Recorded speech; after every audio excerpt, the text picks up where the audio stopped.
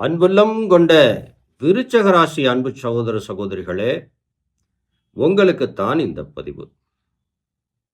ஏன்னா ஒவ்வொரு மனிதனுமே நாம் எதை தேடுகிறோமோ இல்லையோ பணத்தை தேடுகிறோம். இந்த நவீன காலத்தில் ஆதி காலம் தொட்டு இந்த காலம் தொட்டு இனி நாம் இறக்கின்ற காலம் வரை பணத்தை தேடுகின்றோம். கோடீஸ்வரனாக நாம் மாற முடியுமா அப்படின்னு அநேக மனிதர்கள் எல்லோரும் நாம விரும்புகிறோம். அப்போ கோடீஸ்வரனாக மாறணும் அப்படின்னு சொன்னா இந்த உலகத்துல 3 வழிதான் இருக்கு. விருச்சக ராசி அன்பு சகோதர சகோதரிகளே, இந்த பதிவின் மூலியமாக எந்த விதமான முதலீடு இல்லாமல் பணக்காரனாக மாறுவதற்கு யார் உதவி செய்வா, நாம என்ன பண்ணணும் அப்படிங்கிறத இந்த பதிவில் உங்களோடு தெளிவாக பகிர்கிறேன். அப்போ பொதுவாக ஒருத்தர் செல்வந்தனாக மாறணும் அப்படின்னா அவர் எடுக்கின்ற முதல் விஷயம் எதா இருக்கும்? நம் திறமையை கொண்டு அடுத்தவரிடம் வேலைக்கு செல்வது. அப்போ முதல் வழி, நாம் வேலைக்கு போனால் பணம் வரும், சம்பளம் வரும். சம்பளத்தை வைத்து இன்னைக்கு இருக்கிற நவீன காலத்துக்கு தகுந்தாற் போல குடும்ப செலவுகளை கவனித்து கொண்டு அதிலே சேமிக்கும் திறனையும் வளர்த்து கொண்டு அதீத புத்திசாலித்தனத்தோடு சேமித்தால் வேலைக்கு போறவர் ஒரு செல்வந்தனாக மாறலாம். இது சாத்தியமா? வேலைக்கு போறவர் வேலை செய்து வர்ற வருமானத்தில் பெரிய செல்வந்தனாக மாற முடியுமா? அதுக்கு அதீத புத்திசாலித்தனமும் ஆடம்பர செல்லாபங்களை விட்டு தருகின்ற மனப்பாங்கும் தேவை இருக்கு. அப்போ அதில் ஒரு கடின போராட்டம் இருக்கிறது. அப்போ இன்னொரு வழி, 2வது வழியாக என்ன அப்படின்னா, ஒரு தொழிலை உருவாக்குவது. நாம் கைத்தொழிலை கற்றுக்கொண்டு தொழிலை புதுசாக ஒரு வியாபாரமோ கடையோ ஏதோ ஒரு தொழிலை நாம் உருவாக்குவது, அல்லது முன்னோர்கள் செய்து வந்த தொழிலை நாம் தொடர்ந்து செயலாற்றுவது. அப்போ 2வது வழி என்ன? தொழிலை செய்து அதில் லாபம் ஈற்றி அந்த செல்வத்தை பெருக்கி நாம் செல்வந்தனாக மாறலாம். 3வது வழி என்ன அப்படின்னா, பெரிய பெரிய நிறுவனங்கள், வளர்ந்த நிறுவனங்கள் உலக சந்தையாக மாறி இன்னைக்கு ஷேர் மார்க்கெட்டாக உலகம் பூரா நிறுவி இருக்காங்க. அதில் நாம் ஒரு சின்ன முதலீடை போட்டு பங்குதாரராக மாறி அதிலையும் ஒரு செல்வ நிலையை நாம் அடைய முடியும். உலகத்திலேயே இந்த 3 வழி தான். ஒன்று வேலைக்கு போகணும், இல்லைன்னா சொந்தமாக தொழில் செய்யணும், இல்லைன்னா தொழில் செய்கிறவங்களோட நாம் கூட்டு சேரணும். இந்த 3 வழியை தவிர பணம் சம்பாதிக்க வேற வழி இருக்கா? இன்னொரு வழி இருக்கு. அது என்ன தெரியுமா? அது தப்பான வழி.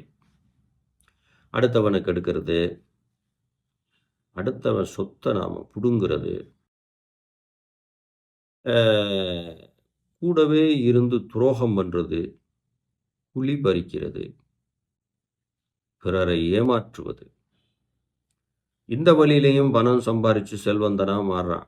அது செல்வந்தனாக மாறி வளர முடியாது, அழியத்தான் முடியும். ஏன்னா அது தப்பான வழி.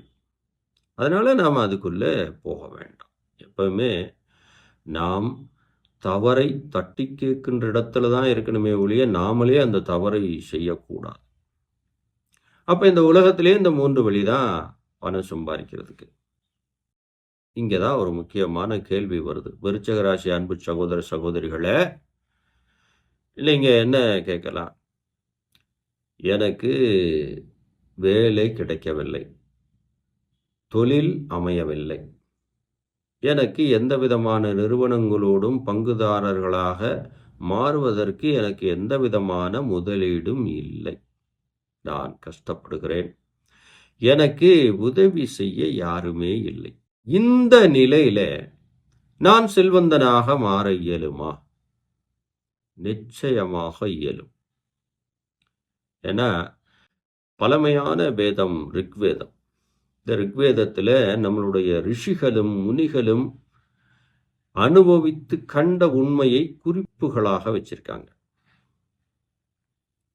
அந்த வகையில ஒரு எளியவன் வலியவனாக மாற முடியும்.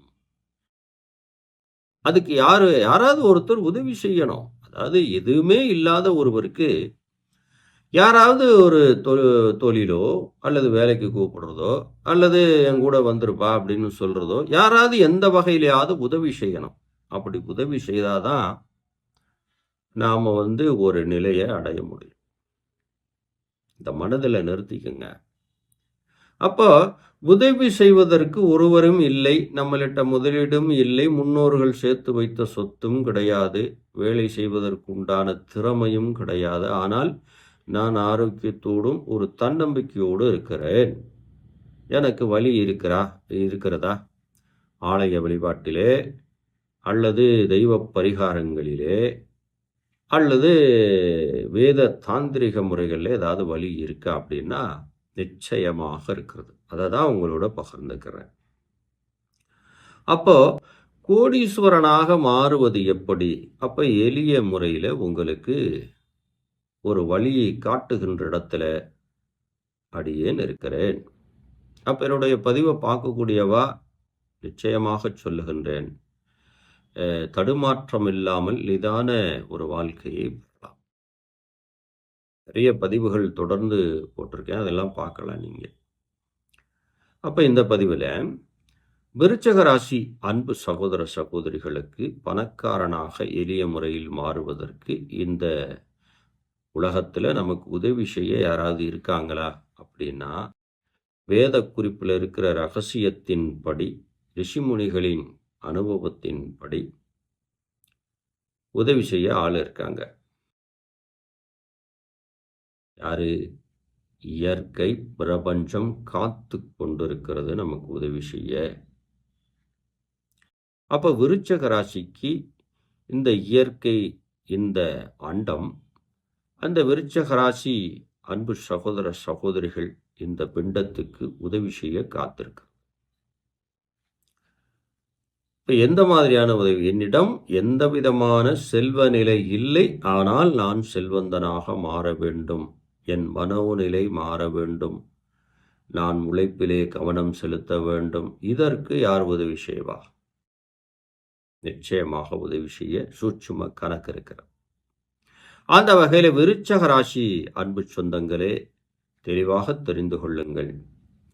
இந்த உலகத்தில் எத்தனையோ விதமான இயற்கை தாவரங்கள் இருந்தாலும் நமக்கு பளிச்சென்று ஒரு பவரை தந்து அதில் ஒரு மயக்கத்தை தருகின்ற ஒரு தாவரம் இருக்கிறது. அதுதான் தாமரை தாவரம். இந்த தாமரை தாவரத்துக்கும் விருச்சக ராசிக்கும் செவ்வாய் பகவானுக்கும் கனெக்டிவிட்டி இருக்குது. நல்லா புரிஞ்சுங்க. ஒருத்தர் செல்வந்தனாக மாறணும் அப்படின்னா வேலைக்கு போகணும், தொழில் செய்யணும், இல்லைன்னா தொழில் செய்கிறவனோட கூட்டு சேரணும். அப்போது விருச்சக ராசிக்கு உதவி செய்கிறதுக்கு இந்த இயற்கை பிரபஞ்ச சக்திக்குள்ள எது இருக்கிறது அப்படின்னாக்க, இந்த அழகை தருகின்ற இந்த தாமரை தாவரம் உங்களுக்கு நன்மை செய்ய காத்திருக்கு. ஏன்னா இதெல்லாம் சூட்சுமமாக நம்மளுடைய ரிஷிகளும் முனிகளும் எழுதி வச்ச உண்மை. அந்த வகையில் தாமரை விதைகள் கொஞ்சமாக எடுத்துட்டு அதை சின்னமாக ஒரு பொட்டனை மாதிரி கட்டி நம்ம சட்டை பாக்கெட்டில் வச்சுக்கிடலாம். அது எப்படி? தாமரை விதைகளை சட்டை பாக்கெட்டில் வச்சா நான் பணக்காரனா ஆயிருவனா? என்ன சாமிஜி சொல்றீங்க? காமெடி கேலி கூத்தா இருக்க அப்படின்னு தோணும் இல்லையா? மூச்சு காத்து கண்ணுக்கு தெரியுமா? தெரியாது. ஆனால் நாம் உயிரோட வாழ்கிறோம். ஒன்று அண்ணன் தம்பி உதவி செய்யணும், இல்லைன்னா யாராவது கொடுத்து உதவி செய்யணும், யாராவது தூக்கி விடணும். இப்போ உதவி செய்ய ஒரு ஆளும் இல்லைன்னா அந்த இயற்கை இருக்கிறது.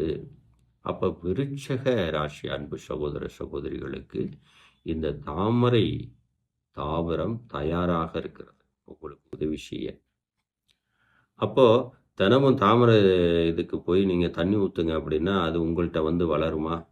அது எங்கேயாவது சேறு சகதி உள்ள குட்டையான இடங்களில் அது வளரும்.